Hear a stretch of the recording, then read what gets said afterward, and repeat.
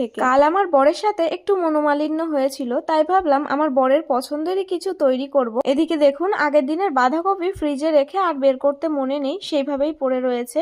এই হলো নারকেলটা, এটা দিয়েই আজকে কিছু একটা তৈরি করব। কলকাতা থেকে এই কাসুন্দিটা এনেছিলাম যে মাখা খাবো, বিশেষ করে কুল মাখা খাবো জন্য, কিন্তু কুলও আনেনি আমার বর আর মাখাও খাওয়া হয়নি। আদার্স এগুলো তো আমি স্টোরেজ করে রেখেই দিই। হঠাৎ করে রান্নাঘরে আসতে দেখি বস্তাটার মধ্যে মনে হলো ইঁদুর লাফাচ্ছে। বস্তাটার মুখ তুলতেই কোথায় পালিয়ে গেল। এইদিকে গ্যাসে আমি দুধ গরমও বসিয়ে দিয়েছি। ভাবছি আমার বর তো পিঠে খেতে খুবই ভালোবাসে, তাই পিঠে বানাবো। আর এই হলো নারকেল কুড়ানি, হাত কুড়ানি বলতে পারেন। আমাদের তো এই বাড়িতে নারকেল কুড়ানি নেই, মানে রাজস্থানের এই বাড়িতে, তাই পিসির থেকে ওনার হাত কুড়ানিটা চেয়ে নিয়ে এসেছিলাম।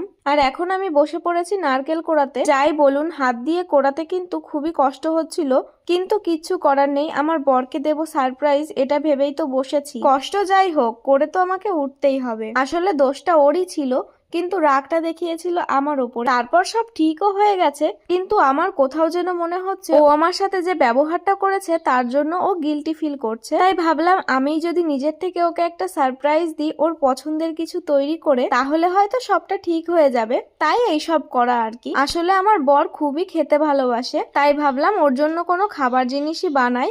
আর আমার বর স্পেশালি আমার হাতের খাবার একটু বেশিই ভালোবাসে। ও মুখে না বললেও আমি সেটা ওকে দেখেই বুঝতে পারি, তার জন্যই খাবার জিনিস তৈরি করছি। আর সত্যি বলতে আমাদের এইখান থেকে বাজার অনেকটাই দূর, আর আমি একা একাও যেতে পারবো না, আমার বরের সাহায্য আমাকে নিতেই হবে। আর ওর সাহায্য নিলে আমি ওকে সারপ্রাইজ দেবো কি করে, তাই ভাবলাম নিজের হাতে কোনো খাবারই তৈরি করি। খাবার বলতে আজকেও পিঠে তৈরি করব। আসলে আমার বর মালপোয়া খেতে খুবই ভালোবাসে আর পাটিসাপটাও খুব ভালোবাসে। এই দুটো জিনিসই তৈরি করব আজকে এই নারকেলটুকু দিয়ে। ওই যে কলকাতা থেকে দুটো নারকেল এনেছিলাম, 1.5টা নারকেল দিয়ে তৈরি করেছিলাম আগের দিন পিঠে, আর অর্ধেক রেখে দিয়েছিলাম ফ্রিজে। আজ সেইটুকু দিয়েই তৈরি করব। নারকেলটুকু কুড়িয়ে এখন ওটার পুর বানিয়ে নিচ্ছি, যেটা পাটিসাপটার মধ্যে দেওয়া হবে। সত্যি বলতে প্রথম থেকে উদ্যোগটা খুব ভালোভাবেই নিয়েছিলাম, কিন্তু আজকের পিঠেগুলো না সেরকম ভালো হয়নি। আমার মনে হচ্ছে গোলাটা হয়তো পাতলা হয়ে গেছে, তবে খুব যে খারাপ হয়েছে তাও নয়, আমার বরের মুখে অন্তত দেওয়া যাবে। আমার বর যখন বাড়িতে এসে এই পিঠেগুলো দেখেছে, তখন যে রিয়াকশনটা দিয়েছে কি আর বলবো। তখন আসলে আমার হাতের কাছে ফোনটা ছিল না, না হলে আমি অবশ্যই ভিডিও করতাম। এই দেখুন, বলতে বলতে আমার পিঠে অলমোস্ট রেডি, আর অল্প পিঠেই করেছি,